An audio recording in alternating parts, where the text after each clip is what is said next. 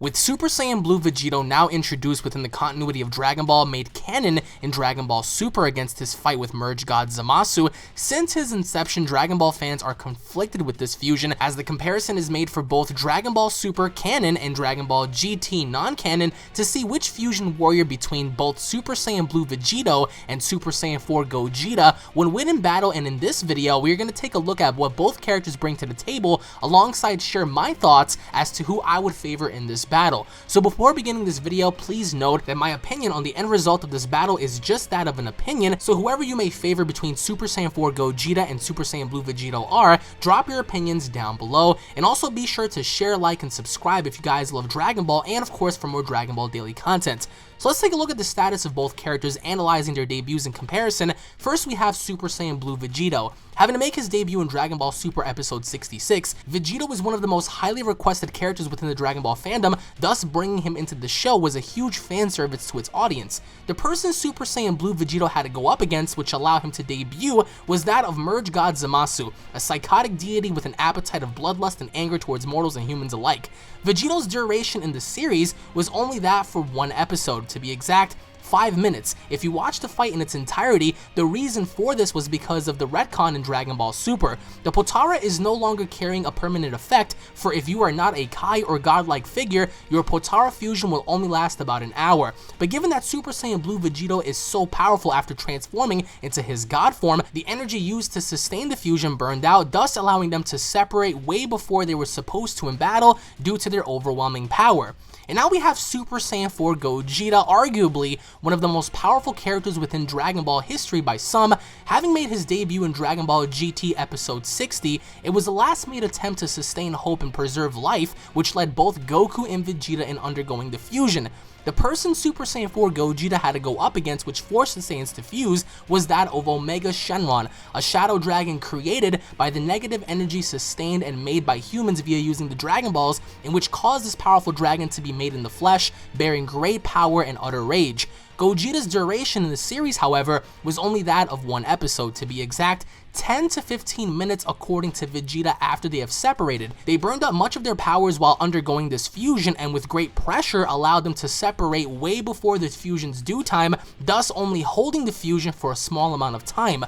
Super Saiyan 4 Gogeta was so powerful, the fusion wore off before Goku and Vegeta even figured out what had happened. And now that we've dove into their backgrounds a little bit, let's take a look at their endurance and battle stats. While battling Merge God Zamasu, Vegito seemed to have the upper hand on some occasions, being able to push Merge Zamasu back, but on the flip side, we also managed to catch glimpses of Zamasu also being able to gain the upper hand on Vegito. In fact, during their fist struggle, Zamasu gained the lead on Vegito, punching the spit out of him via punching him in the guts, followed by punching Vegito's face down into the dirt before attempting to stab Vegito. Vegito then managed to gain the lead later, however, as he had seemed to be unaffected by Zamasu's attacks after he had stabbed him with his spirit sword.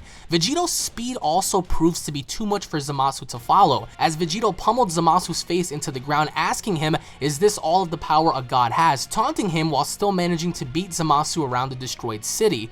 Gogeta, on the other hand, had never fallen in battle. The closest thing Omega Shenron had done to harm Gogeta was shoot him repeatedly in the face with Energy Blast, and as a result, Gogeta was not blown back by the attack or hurt, but instead taunted Omega into doing it again on his backside, making light of what Omega had done.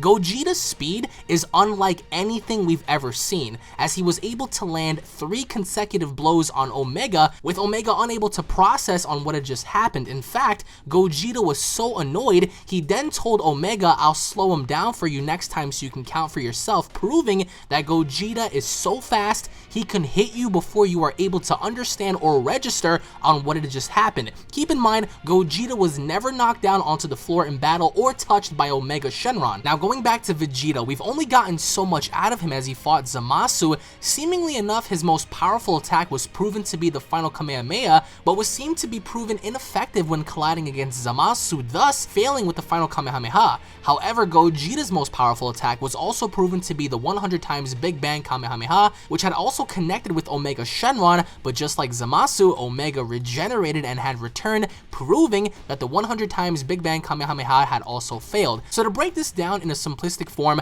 the final Kamehameha did not kill Zamasu, and the 100 times Big Bang Kamehameha did not kill Omega Shenron.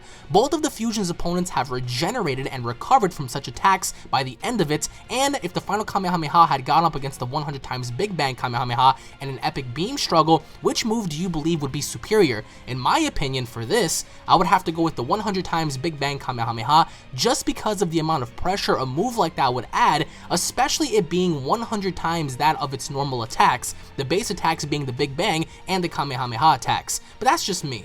However, there is a huge difference between the fusions, and it all boils down to God Ki versus 10 extra years of fighting experience. Keep in mind that Dragon Ball GT is set to take place 10 years after Dragon Ball Z, right? And from what we know now, Dragon Ball Super is still taking place around the 10-year time gap before the World Martial Arts Tournament. So what does that mean? It means that Goku and Vegeta have an extra 10 years of experience to grow from our current Goku and Vegeta characters that we've seen in Super. So if you want to talk about time gaps, however, God Ki is unlike anything we've ever seen in Dragon Ball before. It's something you cannot obtain or acquire naturally. It's a unique and special kind of energy which enhances the body and spirit of the host who manages to utilize it. God Ki, as seen in Super with Goku versus Beerus, was able to shake and almost destroy the core of the universe due to its intense pressure and power, something that we haven't seen in GT before. So comparing a God Ki fusion to an enhanced 10+ year Super Saiyan 4 fusion, it'll boil down to energy and time. Which fusion would outlast the other before the timer runs out, and which fusion can hold up against the other's features, that being God Energy versus fused Super Saiyan 4s. And also keep in mind, Super Saiyan 4 was a huge multiplier boost for both Goku and Vegeta in Dragon Ball GT.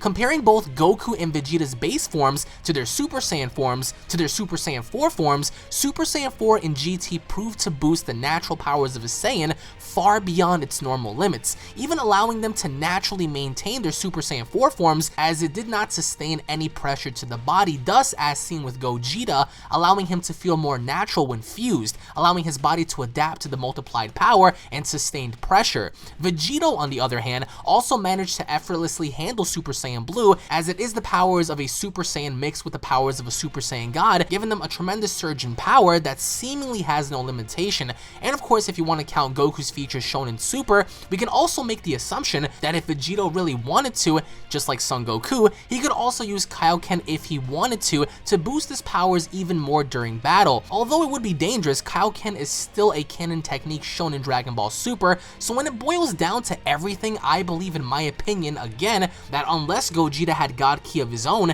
Vegito would have the upper hand, simply because God Ki is something that is unrivaled in battle and proved to help the Saiyans when fighting very powerful enemies. Hell, even Super Saiyan God, the red form, was shown to heal Goku after being stabbed by Beerus in Dragon Ball Super, something we've never seen Super Saiyan 4 do in Dragon Ball GT. So who's to say that Super Saiyan Blue wouldn't do the same to Vegito's body if Gogeta manages to inflict internal harm? In my opinion, based on the stats seen, that Gogeta could be stronger when it comes to time. He's 10 years ahead in terms of training, but due to God Ki and Super, that alone could be a deciding factor that ultimately determines a winner.